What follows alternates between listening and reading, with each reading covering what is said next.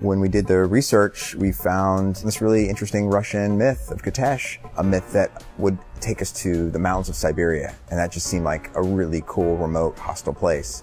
And that became a great foundation for our story and gave us a landscape that was new for us, and it required a whole new set of technology for us to bring it forward. Well, what's exciting about this location is some of our spaces, our explorable spaces, are protected by guardians. And one of the guardians that we showed in our demo was this gigantic Siberian bear. Lara doesn't have the right equipment to deal with the bear in the beginning, but when you come back, geared up, powered up, it's still a very challenging fight. And it feathers beautifully into tombs because, the guardians of these tombs have a natural component to them. We have a nice mix of animals as well as people who are not local to the terrain. Of course, as a Tomb Raider game, there are supernatural elements, but animals are very much as grounded as we possibly can make them. That animal ecosystem is essential to the overall narrative and gameplay ecosystem. In the last game, we had a lot of narrative wrapped around hunting a deer. This time, it's more of a system. It really works into our upgrade system. The resources that you can acquire from a deer can craft different recipes, and those recipes will upgrade different weapons, like the bow. You won't just have one bow, you have multiple bows, and you can choose which bow and how you want to upgrade them. The other thing that's kind of exciting is we have a time of day and weather system that allows different animals to appear at different times. So if I want a recipe that requires an alpha wolf that only comes out at night, I'll have to retraverse to a location at that time to find and hunt an alpha wolf. Why do wolves hate Lara Croft so much? I don't think wolves like anybody. I think that's the great thing about wolves. But yes, Tomb Raider has a rich tradition of wolves as an enemy. There's an intelligence to a wolf, and that makes them scary. So I think they make a great natural predator for Lara. I really love the spirit of Lara as a global adventurer.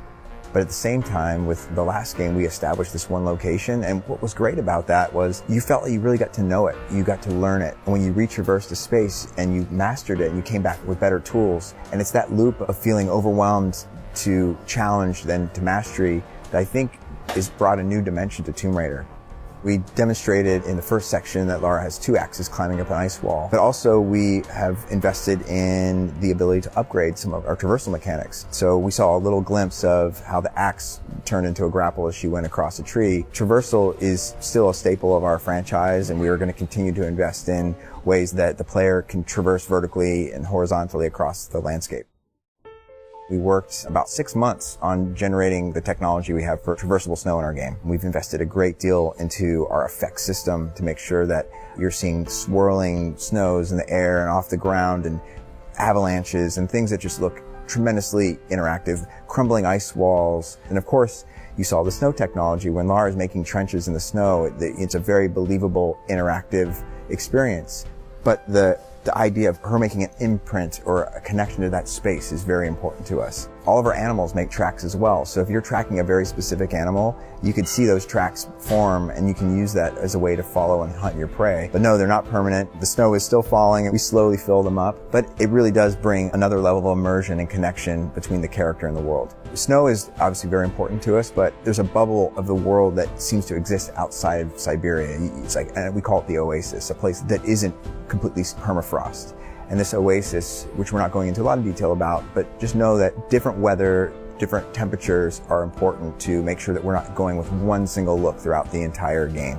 It's the other thing I love about this franchise is Lara's a very smart character, and she's able to use these environments that were once things that were an adversity to her, and she turns it on her enemies. And I think that's what's compelling is, yeah, we do bring her down again, but it's that loop of going down and up that makes her more relatable. Because if she was just perfect and a superhero, then we would lose some of the great things that we had on the last game. So we have to find those moments where the world will overwhelm her, but she will find a way to survive. Yeah, because some of this stuff's really hard. It's not easy being a Tomb Raider. I think we're going to be delivering a Tomb Raider experience that you would have dreamed of. The sophistication we're bringing to gameplay is as much as the sophistication as we're bringing to the graphics, and I find that extremely exciting.